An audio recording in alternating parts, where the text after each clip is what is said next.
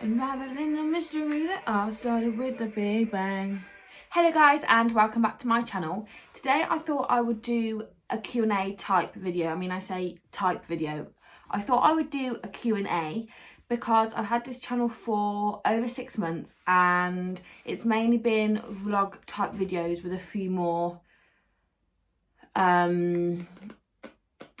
sit down videos, but I just feel like I haven't done that much of like a get to know me other than just what you would see of me just living life in my vlogs. I asked everyone on Instagram for some questions and we're just going to get straight into it, answer them and hopefully let you get to know me a bit more. So I thought I would start off the video with a little general facts about me before I get into the questions. So firstly, obviously, if you didn't get from the title / name of channel, my name is Lydia Alice and I'm 21 and I'm currently studying, doing a degree in professional dance and musical theatre down in London. I'm not actually there right now. This is my home background. If you're new, I am at my home in the Midlands and I'm just kind of here until this whole lockdown COVID thing settles down and I can get back to college again. So we're just here for now. I'm a Libra, which is supposed to mean that I'm always in balance, although I would say, not sure, but I'm manifesting the Zen balanced vibes, okay? So it might not be true right now, but we're manifesting it. I'm actually a little sister. My sister Emily is 24, I want to say. She's 3.5 years older than me and she's actually just left. She's home for a bit as well. So that was nice. We're never together, although we do argue a lot. Before I started my degree, I did a foundation year in professional dance. And before that, I did A-levels, which actually makes me, if we're going on sort of uni years, I'm 21, but I'm only in second year of my course because I did a foundation year in dance first. So if anyone's wondering why next year I'll still be at college, that is why. I don't really know what else quantifies as an important get to know me fact, which is kind of why I'm doing this video. I haven't really looked at most of the videos.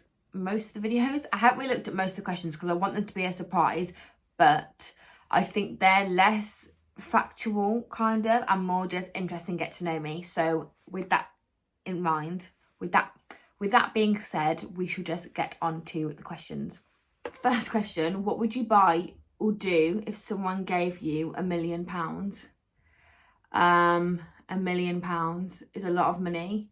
I feel like realistically probably buy property if someone gave me £1 million. But I would have to buy a Chanel bag is honest answer. I think probably if someone gave me, oh hello door, I think if someone gave me, or if someone gave you £1 million, I think I probably would buy property and then depending if there's any money left from that, go on travel for a bit or buy a Chanel bag, I think is what I would do if I had £1 million. Next question is bath or shower. I feel like if I could only have one, shower. Which kind of feels weird because I'm obsessed with baths, but I feel like if I could only have one, I just feel like baths are nice and relaxing, but then I just don't think they're as clean as a shower. So if I could only have one, I mean the question wasn't if you could only have one, but I think I'm more of a bath girl. Like I love a bath in the night time with candles and a bit of a relax, but I think if I could only have one, I would have a shower because I wouldn't want to wash my hair in a bath and I just feel like you just never feel as clean as when you come out of the shower, do you? If you could live anywhere in the world, where would you live? I really don't know because I've never thought about living anywhere else other than here. This is really hard. Why am I finding this so hard? I'm going to say anywhere other than the UK. I feel like I would love to live in Australia for a bit. Like I wouldn't like to live there forever, but I would like to live in Australia for a few months, I think. If you're going to do Australia, I think it's good to do it for like a longer period. So I feel like potentially Australia for a short period of time. In terms of living to work, I would love to live and work in either Paris or New York or LA. But I think to live and to settle and to have a family, I would want to live here in the UK. Next question is, what is on your bucket list?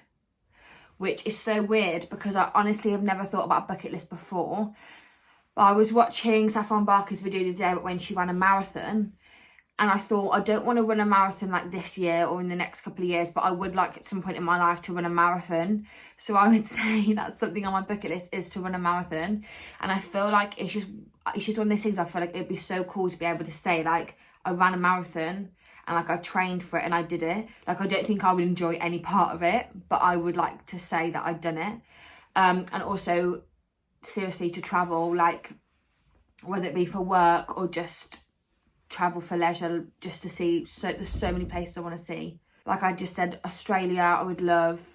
All of the little islands off there. I really want to go to Peru, see Machu Picchu, South America, Thailand, Asia. Like, there's just so many places I want to see. So probably also that. I feel like I haven't really, there's so many things that I want to do, but I've never thought of like specifically a bucket list before. So I'd say for now that's it. What gives you the ick? Being too nice, like overly nice, and too much too soon, I would say. Like really, really way too nice or way too serious way too soon. And then just like bad hygiene and manners, I think. Yeah, we'll leave that there. Erin's put, how has your life changed for the better since meeting me? Well, I mean, yes, Erin, you've had the most wonderful impact on my life, but to be fair, since I've met Erin, my life has changed loads. So I suppose you could say since I've met her, I've moved once and I go to a different college, and I have grown up a lot since I met her. Okay, next question. Do you believe everything happens for a reason? Yes, I believe everything happens for a reason. And I think sometimes you don't know what that reason is for a really long time. So it's not like the reason's there straight away. But I think in the end, everything works out the way it's supposed to be. And I think that's hard. But what's that quote about, if something, like, what's meant for you won't pass you by? I think that's the truth. Like, I think if it's meant to be, then it will be. And as hard as it is sometimes, if it's not, it won't. I'm getting well distracted. What is your favourite drink? Now, I don't know whether that means actual favourite drink or alcoholic favourite drink. I think my favourite day-to-day drink is orange squash at the minute. I'm so obsessed. I could literally get through like 5 litres of orange squash a day. That's probably an exaggeration. I could easily get through 2 litres of orange squash a day, no problem. Like, that's how obsessed I am. I don't know, I have so many favourite drinks. I don't think I could pick one. Coffee is a need, but I actually don't have my coffee machine at the minute, and I have gone quite a while without it. So, you know, maybe this is a new me who can live without coffee. Alcoholic favourite drink, probably Aperol Spritz or a glass of white wine. Favourite hot drink, coffee. And then I suppose my only other favourite drink other than those would be, sometimes you just really crave like a really big glass of normal Coke, not Diet Coke, with loads of ice and lime is another solid choice for me. What is your favourite makeup product? The one thing I could never not do is my eyebrows, so I would say eyebrow gel or powder or pomade or whatever I'm using, and foundation, concealer, bronzer. I don't know. I don't have a fave makeup product. Does that make me a bad person? I don't know. I tend to just do this makeup look or no makeup, or I mean, even if I'm on a night out, I'd probably only do different eyeshadow, to be quite honest, maybe some highlight. I'm not super obsessed with makeup. I sort of just wear it, and I've done the tops of the ears. Let's put those away. I need to try some new things. I'm getting a bit bored and stale in the makeup department, so that's a pretty tricky one. But I'd probably say like an eyebrow pomade, because I don't think I could go without eyebrows. Okay, so last question, because I don't want this to be a super long video. I kind of want it to be quick in, out. I want to do, and I feel like I want to do another one of these again, but with more juicy cues, because I feel like there's a few juicy cues here, but I feel like we're just going to keep this one just tame and ordinary. So the last one we're going to do today is what's been your proudest moment ever. I think that's a really interesting one. And I think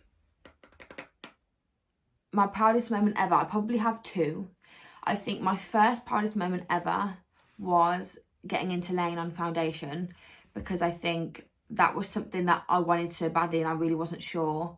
Like, it was something that I knew I wanted specifically and I really wasn't sure if I could do it, and I don't think I believed in myself. And I know there were other people who were in my life at the time.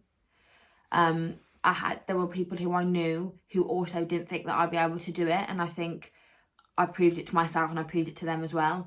And I think it was something really specific that I felt like I needed to happen for me to prove to myself that I was good enough. So I think that. And also, I don't know which one of these I think takes like first place in terms of my proudest moment, but also getting my A-level results, because it was a really tough year and the exam period itself was pretty tough as well. And for like not just me, but for like all of my friends at the time, like it was just hard. The A-levels are just hard, and I know some people also didn't think that I had it in me to do that either. I know I had some of the most supportive teachers at A-level, but I also had some who maybe weren't as like I don't know, didn't have as much faith, I suppose. So yeah, that was a pretty proud moment, and to be honest as well for my family, because I knew how much it meant to them when I got my results as well. So I would say either of those two would be my proudest moment ever. Oh, cute one to end on. Okay, so there we are. I hope you enjoyed that video and getting to know me a little bit more. Like I said, I want to do another one soon with maybe more juicy cues, a bit more interesting and detailed, but I just wanted to keep this a little bit short because I know last week's video was super long, so I thought I'll balance it out by making this week's slightly shorter. I'm not actually sure what my plan is for next week. I've got a couple of, is it called irons in the fire at the minute? I've got a couple of videos on the go, but I'm not sure what I'm going to be doing for you guys next week. But if you like this video, please like, comment, subscribe, and yeah, as always, thank you for watching, and I'll see you next week, Sunday 10 AM.